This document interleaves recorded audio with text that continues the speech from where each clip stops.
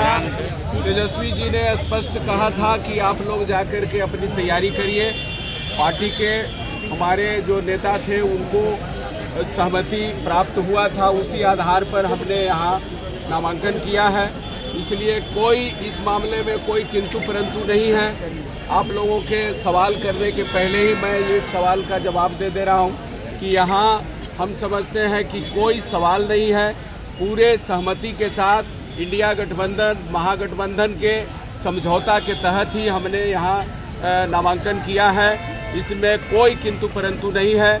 और इस बार वोट चोरी करने वाले जो भाजपा की सरकार है और पूरे बिहार की जो अराजकता पैदा कर दिया है, और जैसे ही चुनाव के ऐन वक्त पर जहां तेजस्वी जी के साथ जो अन्याय करवाया जा रहा है, पूरे सरकार प्रायोजित जो यहां पर दमन चक्र किए जा रहे हैं, चलाए जा रहे हैं, कभी न्याय के जरिए, कभी पुलिस के जरिए, कभी चुनाव आयोग के जरिए, ये सब जो किया जा रहा है, इस बार जनता जरूर इसका जवाब देगी और वोट चोरों को जरूर सबक सिखाएगी।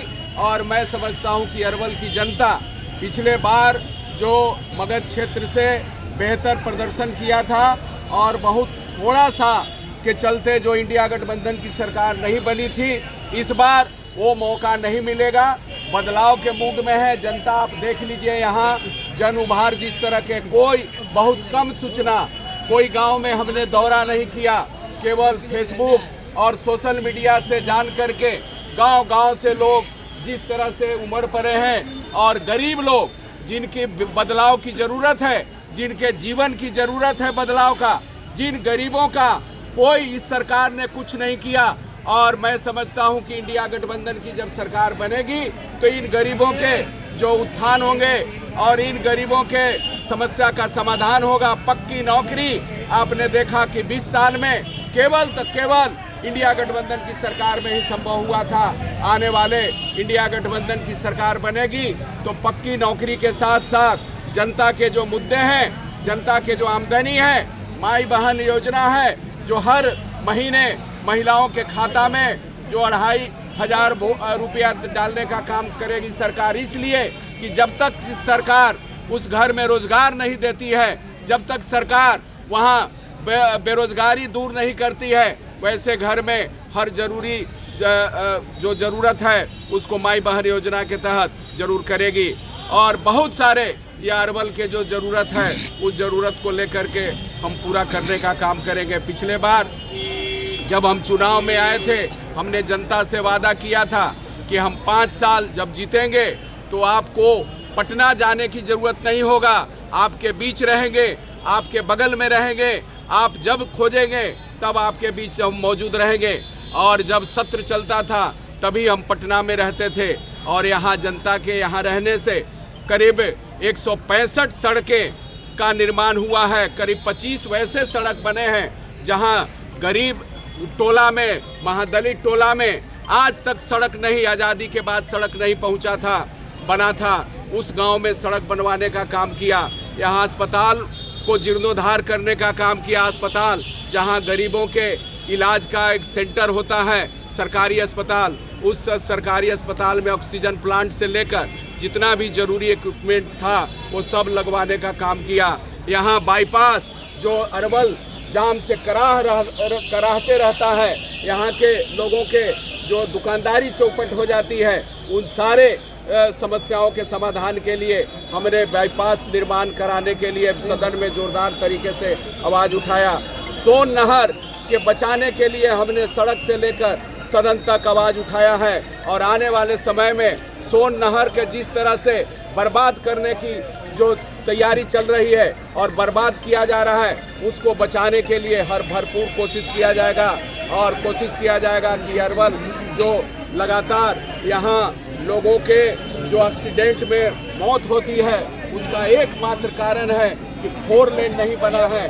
4 लेन बनवाने के लिए हम लगातार आने वाले समय में जनता के और भी शैक्षणिक सवाल से लेकर जनता के और जो मुद्दे हैं, कदवन जलाशय, रेलवे लाइन जहां बंद था, पिछले सदन में हमने सवाल उठाया तो रेलवे लाइन शुरू हुआ है, इसको और गति दिलवाने का काम किया जाएगा।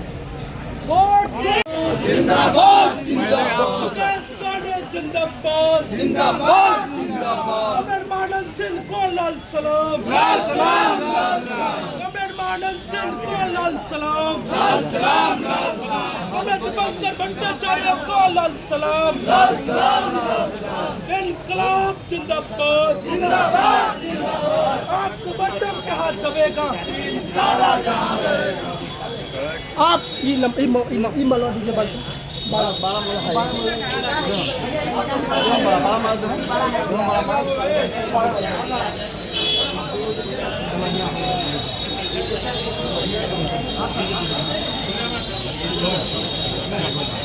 डॉक्टर बाबा साहब अमर है अमर है अमर है डॉक्टर बाबा साहब अमर है अमर है अमर है डॉक्टर बाबा साहब अमर है अमर है अमर है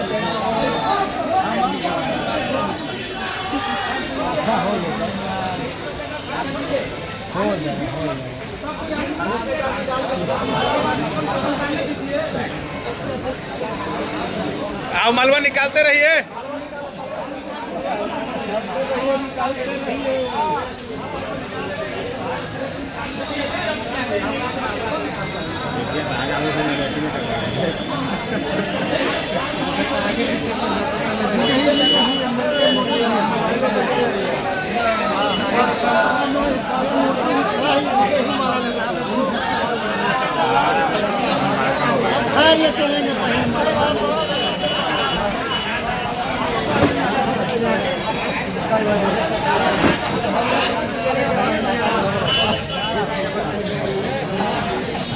चलिए रास्ता खोल दीजिए रास्ता खोल दीजिए रास्ता खोल